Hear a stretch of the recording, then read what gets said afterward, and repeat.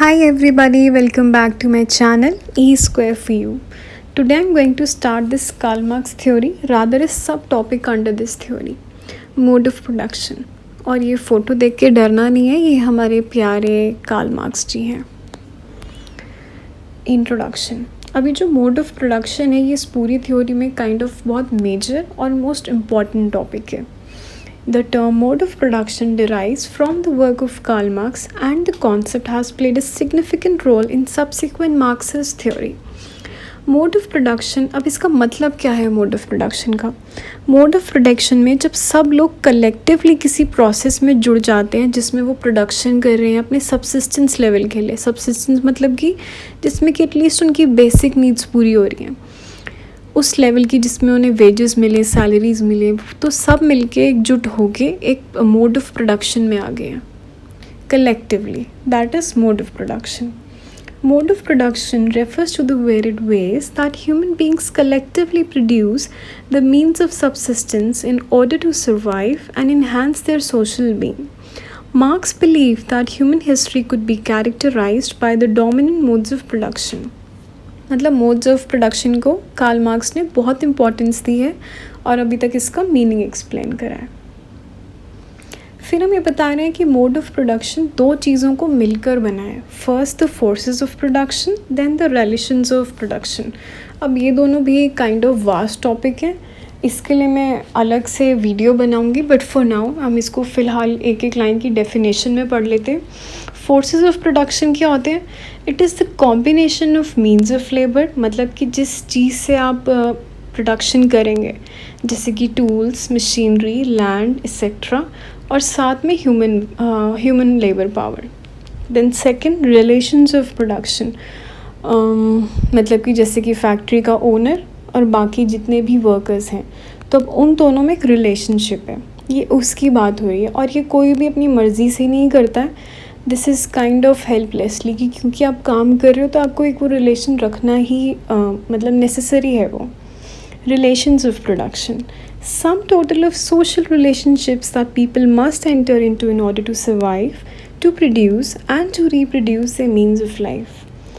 So mode of production comprises of two following terms: forces of production and relations of production. Marx has put the society in terms of 6 stages or 6 evolutionary mode of production.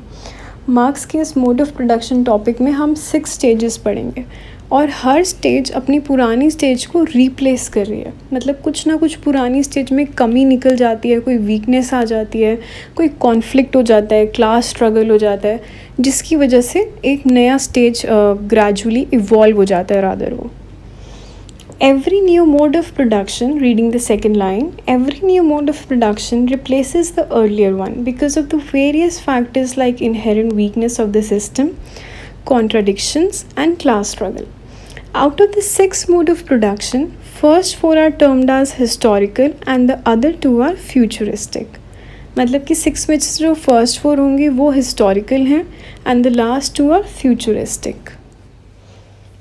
अभी हमारे total number of modes of production है.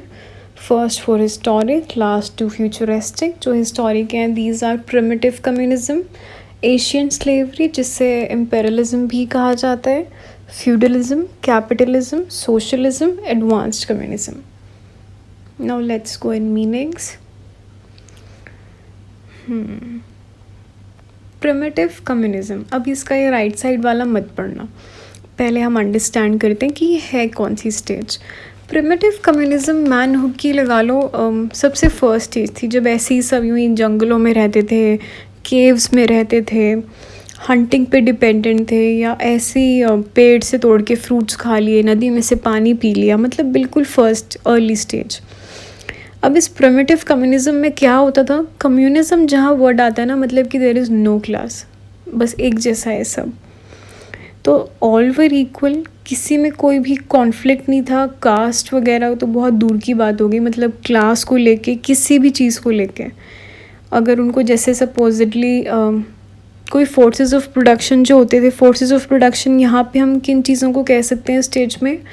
जैसे कि नदी में से कोई पानी पी रहा है तो उसको उनके लिए किसी की परमिशन ही लेनी पड़ती थी कि कोई उनके ओनर्स हैं वो उनसे पूछ के पियेंगे। सब इक्वल थे, जिसको जब पीना है आधी रात, सुबह, दोपहर, वो तब जब मर्ज़ी जो मर्ज़ी करते थे। तो वहाँ पे कोई कॉन्फ्लिक्ट्स नहीं थी। अब पढ़ते हैं। Men worked together in communities to survive. There were no private properties and no class differences. Most successful were hunter, gatherer, warrior, had control. मतलब कि वही जो अभी एक्सप्लेन करा कि सब इक्वल हैं, कोई क्लास इशू नहीं है, सब इकट्ठे ही रहते हैं, और बहुत ये फर्स्ट स्टेज थी ये मैनहुड की।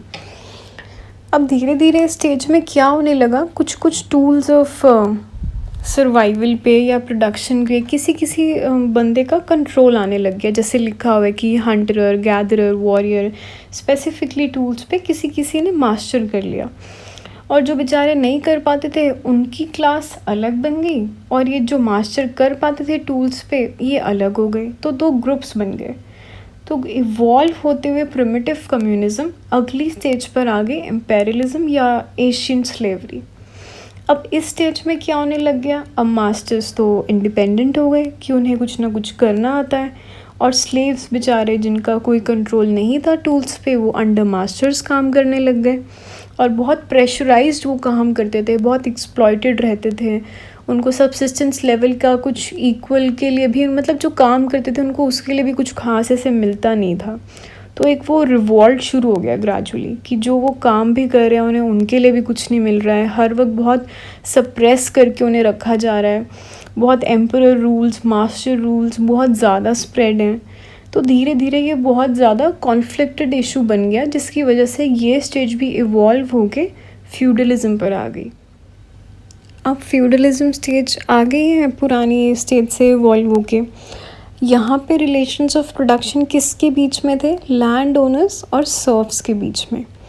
अब यहाँ पे धीरे धीरे क्या होता था, जैसे एक मेजर लैंड है तो वो आगे अपने ये कुछ कुछ लोगों में डिवाइड कर देते थे कि भाई अब इसको संभाल लो, और एक तरीके के उनको लैंडलॉर्ड बना देते थे।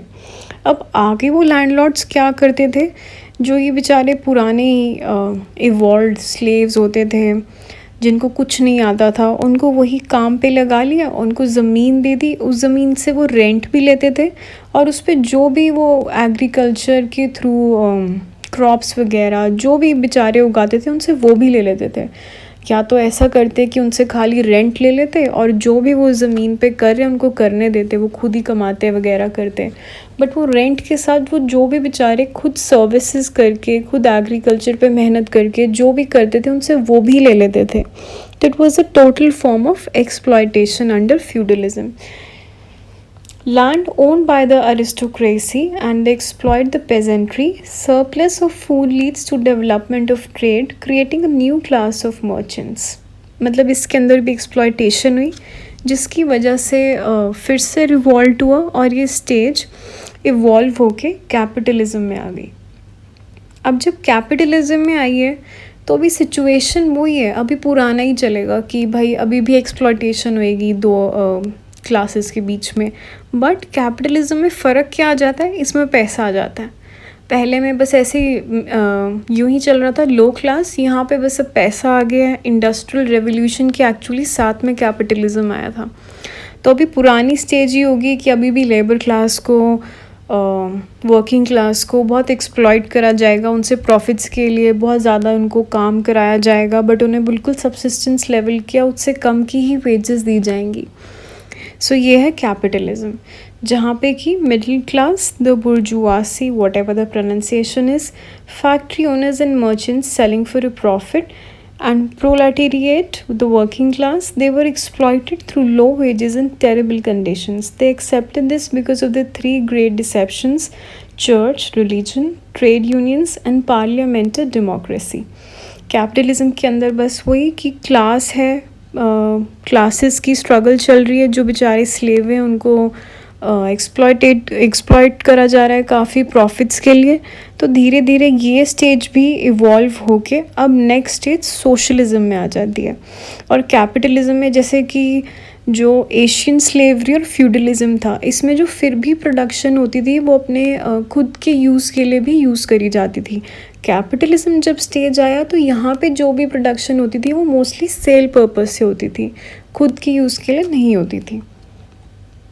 सोशलिज्म, अब सोशलिज्म में हम रिलेशनशिप डिस्कस कर सकते हैं स्टेट मैनेजर्स और वर्कर्स के बीच में, कि जैसे कि कैपिटलिज्म में सब बेचारे स्लेव्स ने रिवॉल्ट करा, मतलब कि प्रोलेटेरिएट्स ने रिवॉल्ट करा उन्हीं बुर्जुआसीज़ के लिए अगेंस्ट में, कि भाई ये तो हमारे साथ गलत कर रहे हैं, हमें बिल्कुल ही लो वेजेस दे रहे हैं, एक्सप्लॉइट कर रहे हैं, ज़बरदस्ती इतना काम करा रहे हैं, उस काम के लिए हमें उसकी इक्वलेंट कुछ वेजेस भी नहीं दे रहे हैं।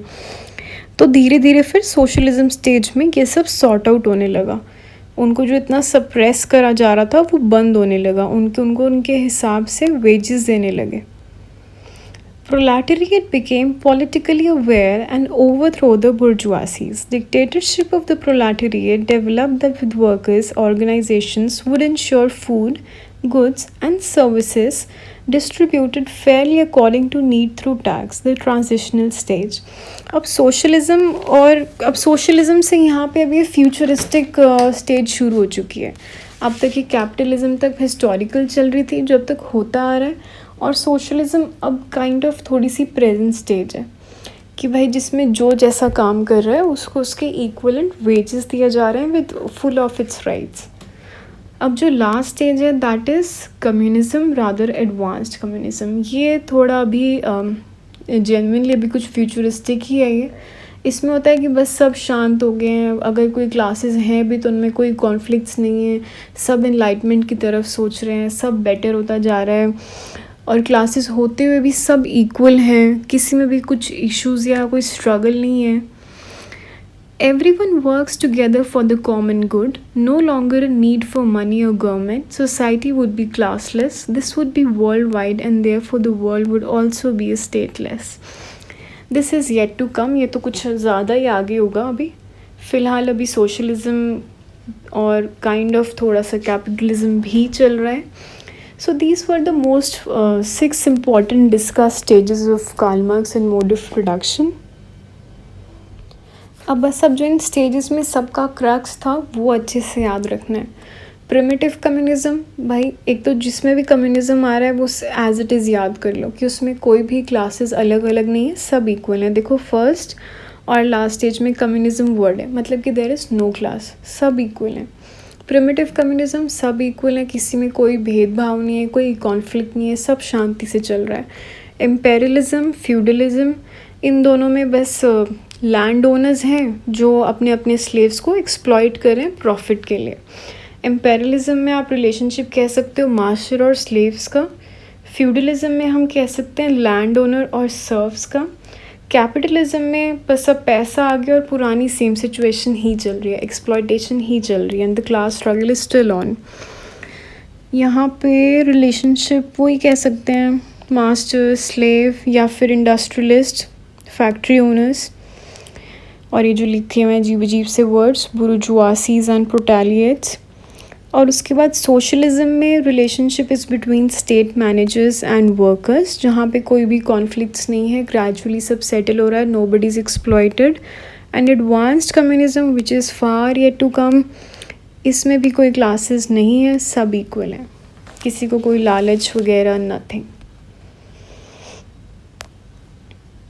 अब क्योंकि थोड़ा सा रिलेशनशिप इम्पॉर्टेंट है लर्न करना, तो एक छोटा सा ये टेबल बनाया हुआ है। Stages of history in class conflict at each stage. Oppressing class मतलब कि जिसे सप्रेस करा जा रहा है, जो नहीं उल्टा बोल रही हूँ, सॉरी। ऑप्रेसिंग क्लास जो सप्रेस कर रही है दूसरे को, मतलब एक्सप्लॉइट कर रही है प्रॉफिट्स के लिए। और ऑप्रेस्ड क्लास जो बेचारे दब रहे हैं, कम वेजेस ले रहे हैं, सब्सिस्टेंस लेवल पे काम कर रहे थे, वो सब। Primitive, no classes, no conflict. Slavery में स्लेव ओनर स्लेव, फ्यूडलिज्म में लैंड ओनर सर्व्स, कैपिटलिज्म में मैं नहीं बोलूँगी, पढ़ लो। सोशलिज्म में state managers workers, communism no classes, no conflict. So this was all about mode of production. I hope I tried making it clear. अगर कुछ किसी को कोई डाउट हो, कोई confusion हो, you all can mention down. So yes, thank you for watching. See you in next video. Bye bye.